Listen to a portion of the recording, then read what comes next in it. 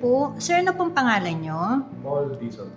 Sir, ano pong pinakonsulta nyo kay engineer?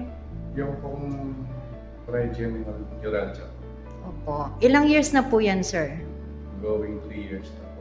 Okay. Ano po yung nararamdaman nyo ngayon after hilot po ni engineer? Naibsan po yung sakit ng left trigeminal. Sobrang sakit niya dati na hindi mo mahawakan, natanggal. At the way magsalita ako ngayon, clear na, hindi na ganun kasakit. Parang yung flow ng dugo, nag-circulate na maayos. Nung una, pagkatapos niyang maalayin yung chopo, parang may